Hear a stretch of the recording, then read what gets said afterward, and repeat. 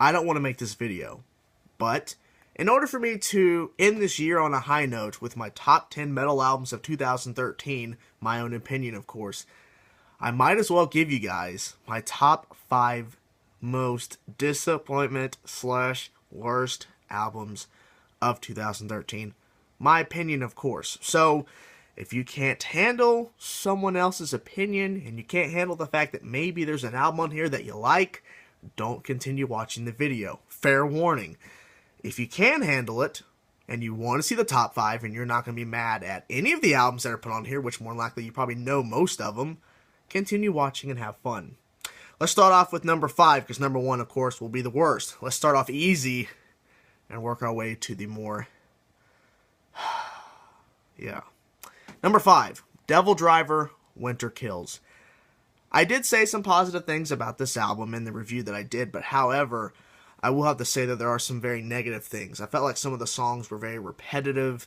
This album just wasn't really for me. I did give it a good rating. I think I gave it a 7 or something, but overall, like, going back to the album and seeing them live and really thinking about it, overall, this is a very, downgraded version of what I'm used to hearing from Devil Driver. This album was a disappointment, to say the least. It's definitely not the ones that we're going to get to later in this video, but definitely it could have had something more, could have had more to it. So I would say that some of it was good, but the majority of this album was very boring and generic, and there wasn't really too much going on for me to go, I want to hear this again. I want to hear this album again. It's more of like I pick and choose songs because most of it I don't want to hear again. So yeah, so number 5, there you go. Number 4, Device, self-titled Device. Half of this album is good, and that half that is good is the ones with all of these special guests, the actual guest appearances. The other half of this album, where it's actually David and the other guys, a part of this band called Device, plays by themselves, it sounds like really boring, generic, unoriginal writing. That's what it sounds like to me. It sounds like industrial metal to the very simplistic form it could get to. That's what it felt like to me. But the other half that had all the guests and everything was good. It was actually had some interesting parts, and the guest, if they were either playing the bass like Geezer Butler or doing vocals or something like that, then it was adding another element, something more than just the simplistic Device. But when there's no guest and there's nothing else except for just the band and David, who's known for Disturbed, it just doesn't fit. It feels like the guys just don't click. It just feels like they have to have a guest in order for them to sound good or decent. So for me, if this album had less guests, oh my god, this album would have been 10 times worse.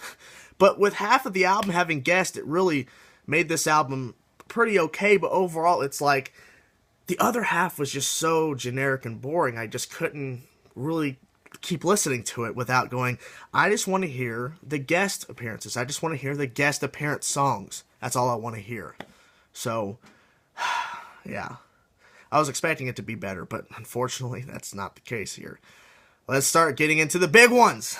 God, I don't want to do this! Number 3, Five Finger Death Punch. The Wrong Side of Heaven and the Righteous Side of Hell. Volume 1, not Volume 2. Felt like Volume 2 was a step in the right direction. Volume 1, however, was a big disappointment. Oh my god.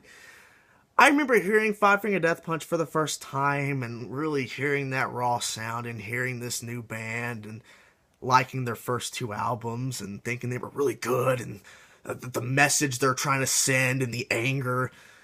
Volume 1 of this 2-part album is just, it's unneeded.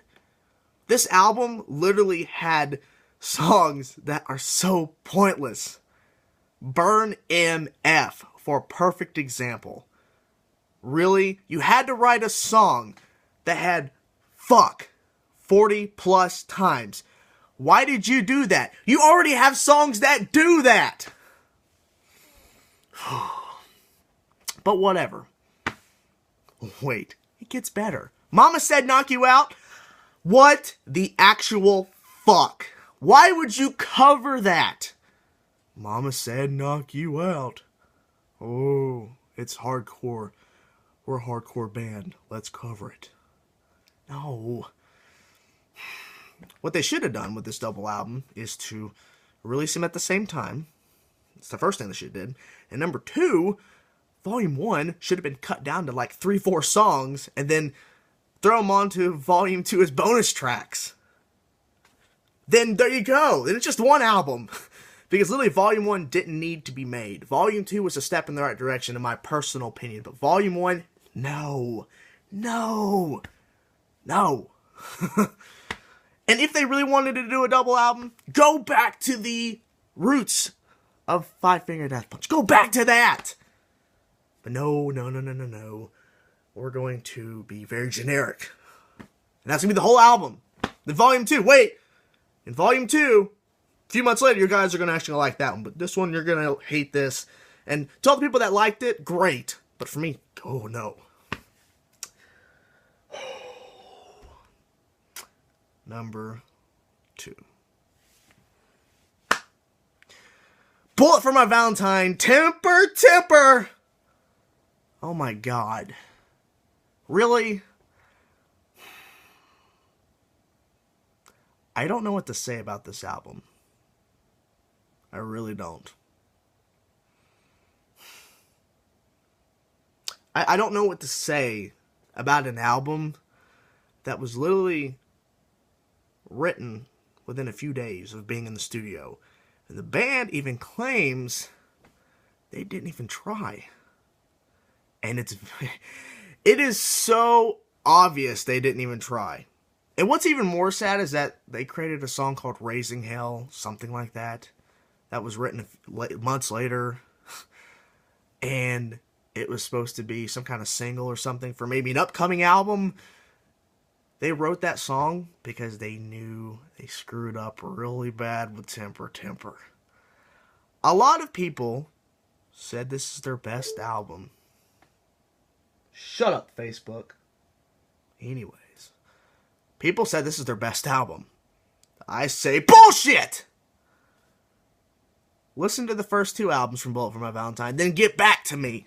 Get back to me and tell me that again! But no. These fans are going to be saying, oh, this next album's going to be the best. Oh, this one's the best. Whatever. It's all opinion.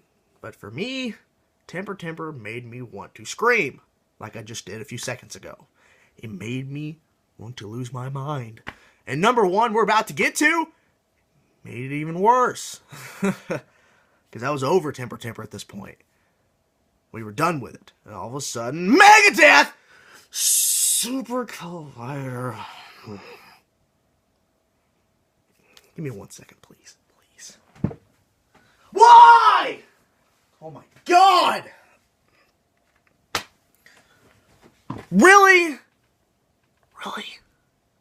Super Collider? Did it have to be this way, Megadeth? Did you have to disappoint thousands upon thousands of fans just because you wanted to do another album that sounds like Risk and sounds like freaking The World Needs a Hero, and you wanted to do something different? Oh, In-Game and United Abominations wasn't good enough. It was, that was thrash and it had some of the old style Megadeth, but no! I am Dave Mustaine and I want to write a rock album. Look what you did. I still love the albums that I love. But Super Collider is not only my number 1 most disappointing album of this year. It is probably the most disappointing album I've heard in the last couple of years. 2 or 3, maybe 4. I've heard a lot of bad albums. I've heard a lot of great albums. You're Megadeth. I'm not saying write thrash metal! I'm so angry, I can't even speak!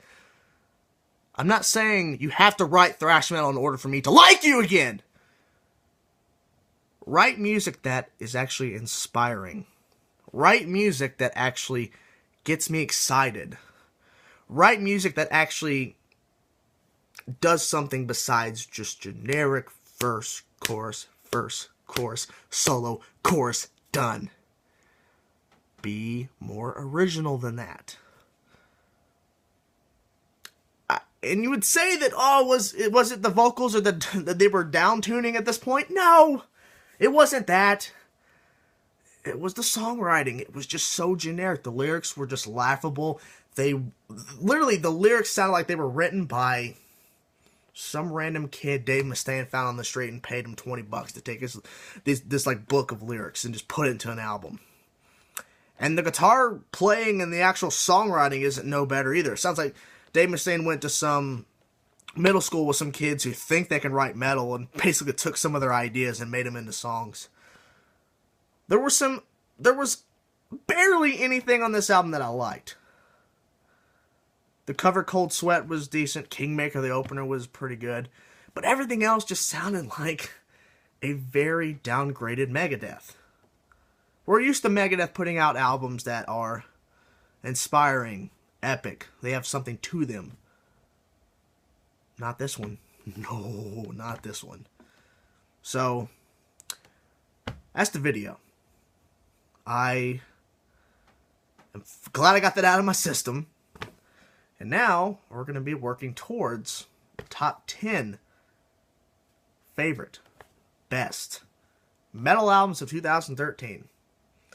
So, hope you guys enjoyed this very, very aggressive and angry video. Because this is one of the few times you'll ever see it. So, hope you guys enjoyed. See ya.